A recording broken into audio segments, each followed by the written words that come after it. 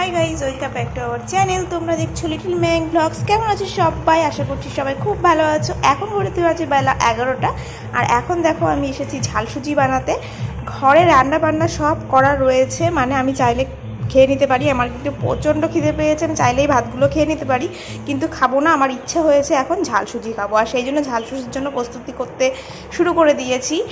তো আমি এরকমই, যখন যেটা হুজুক ওঠে তখন সেটা করি। হুজুক মানে যখন যেটা ইচ্ছে করে তখন সেটা করি। তো এখন আমার ইচ্ছে হয়েছে ঝাল সুজি খেতে, সেই জন্য দেখো এখানে গাজর, আর বোঝাতে যাচ্ছে না যদিও ফেনার জন্য, গাজর আর আলু সিদ্ধ করতে বসিয়েছি। এদিকে লঙ্কা কুচিয়ে নিয়েছি, আর যা যা লাগবে সেগুলো চলো প্রস্তুতি করে নেওয়া যাক। এই যে দেখো এখানে নিয়ে নিয়েছি কিশমিশ, কাজু বাদাম আর হচ্ছে চিনা বাদাম। যেহেতু আমার একার জন্য করব, একা খাবো, সেজন্য খুব অল্প পরিমাণেই নিয়েছি। এ কটা এখন আমি ধুয়ে নেব, ধুয়ে একটু ভেজে নেব।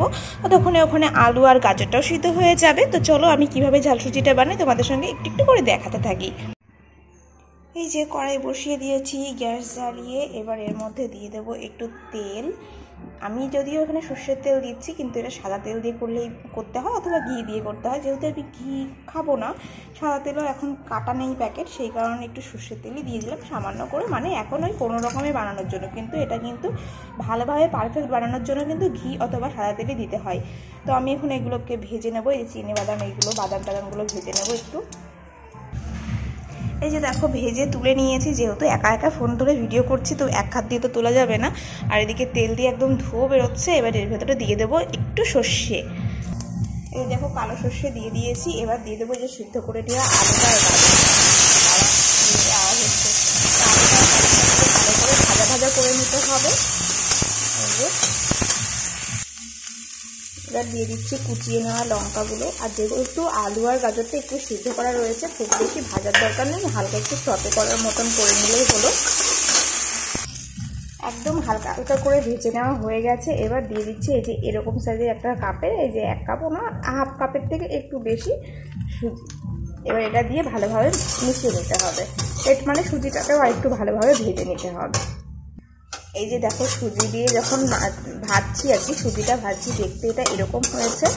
তো এটা দিয়ে এরকম করে ভালোভাবে ভেজে নিতে হবে। সুজিটা একটু লাল লাল হয়ে গেলে তারপরে জল দিতে হবে। জলটা দিতে হবে হচ্ছে যতটা পরিমাণ সুজি নিয়েছিলাম তার ডবল, মানে এরকম আমি 2 কাপ জল দেবো। 1 কাপ যেহেতু সুজি নিয়েছি, 1 কাপের একটু কম, সেরকমই 2 কাপের থেকে একটু কম জল এখানে দিয়ে দেবো। একটু ভালো করে সুজিটা আগে ভাজা ভাজা করে নিই। এই যে জল দিয়ে দিয়েছি, কারণ কি লাল লাল হয়ে যাচ্ছিল। তো জল দিয়ে এবার এটা ভালো করে মেশাতে থাকবো। এবার এর মধ্যে দিয়ে দেবো একটু লবণ আর একটু চিনি। যেহেতু এটা একটু মিষ্টি মিষ্টি হয়, সেই কারণে একটু চিনিটা বুঝে দিতে হবে। খুব বেশি মিষ্টি না, আবার খুব অল্প মিষ্টি হলেও ভালো লাগে না, এরকম আর চিনিটা নিজের স্বাদ অনুযায়ী দিতে হবে। তো আমি কিশমিশ বাদামগুলো, ভেজে রাখা বাদামগুলো আর কিশমিশটা ভেজে রাখা সেটাও দিয়ে দিলাম। ভেজে রাখা কিশমিশ আর বাদামটা দিয়ে দেওয়ার পর এর মধ্যে দিয়ে দিচ্ছি সামান্য পরিমাণ লবণ। মানে লবণটা স্বাদ অনুযায়ী, আমার এতটুকু দিলেই মনে হচ্ছে হয়ে যাবে। আর দিয়ে দেবো চিনি। এই যে আমি এখন চিনি দিয়ে দিলাম। আমার এই 1 কাপ সুজির মধ্যে 3 চামচ চিনি দিলাম। আমি খুব বেশি মিষ্টি পছন্দ করি না, তাই খুব বেশি চিনি দিলাম না, সেটা তোমাদের স্বাদ অনুযায়ী দেবে। এবার এটাকে একদম নাড়তে নাড়তে শুকিয়ে ফেলতে হবে। একদম শুকিয়ে যাবে, কড়ার থেকে ছেড়ে ছেড়ে যাবে কড়াইয়ের থেকে, তখন নামিয়ে ফেলতে হবে। এটা হতে থাকুক, আমি একটু জোরটা বাড়িয়ে দিলাম গ্যাসে। এবার এটাকে খালি নাড়তে হবে, আর নাড়তে নাড়তে একদম শুকিয়ে যাবে, তখন বুঝতে হবে যেটা হয়ে গেছে। আর কিচ্ছু না। এটার মধ্যে ঘি দিয়ে করলে খুবই স্বাদ হয়। আর এর মধ্যে আরও অনেক কিছু দেওয়া যায়, যেমন কারি পাতা, সবজি নিজের ইচ্ছা মতন।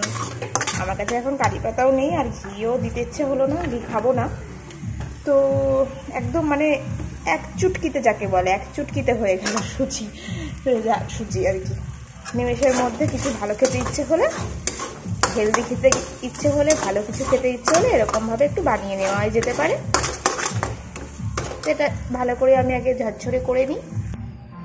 এই দেখো কড়াই থেকে উঠে উঠে আসছে, আর এটা হয়ে গেছে। এটা ঠান্ডা হলে আরও ঝরঝরে হয়ে যাবে। তো আমার ঝাল সুজি প্রায় রেডি। এর মধ্যে কিন্তু কারি পাতা দেওয়া যায়, এর মধ্যে ঘি দিতে হয়। তো যাই হোক, খেতে কিন্তু ভালোই হবে। ঠান্ডা হলে আরও ঝরঝরে হয়ে যাবে। তো আমি এটা নামিয়ে নেবো এখন। এই যে দেখো আমার ঝাল সুজি রেডি। দাঁড়াও চামচটা সরিয়ে দিই। এই যে আমার ঝাল সুজি রেডি। তো চটজলদি কিছু মুখরোচক খেতে হলে কিন্তু এরকমভাবে ঝালসুজি বানিয়ে নিতেই পারো। তবে ঝালসুজি কিন্তু পারফেক্টভাবে বানানোর জন্য আরও অনেক কিছুই প্রয়োজন হয়, কিন্তু আমি যেহেতু হঠাৎ মানে কয়েক সেকেন্ডের মধ্যে কয়েক মিনিটের মধ্যে বানাতে ইচ্ছে হলো, খেতে ইচ্ছে হলো, তখন কিন্তু এরকমভাবে বানিয়ে খেতেই পারো। এটাও কিন্তু একদম খারাপ লাগে না, যথেষ্টই ভালো লাগে। তো চলো, আমার বানানো হয়ে গেছে আর প্রচণ্ড খিদেও পেয়েছে, এখন ঝটপট করে খেয়ে নিই এই ঝালসুজিটা। তো বন্ধুরা, কেমন লাগলো তোমাদের আমার এই একদম সিম্পল, একদম 2 মিনিটের রেডি হওয়া ঝালসুজি রেসিপিটা? ভালো লাগলে কিন্তু লাইক করতে ভুলো না, কমেন্ট করে জানিও কেমন লাগলো। সম্পূর্ণ ভিডিও দেখার জন্য তোমাদের সকলকে জানাই অসংখ্য ধন্যবাদ। সবাই ভালো থেকো। আর যদি তোমরা ঝটপট কিছু বানাতে চাও, মুখরোচক ভাত ভাতে মুখরোচক কিছু খেতে চাও, তখন কিন্তু এরকমভাবে বানিয়ে খেতেই পারো। এখন আমি আসি, টাটা।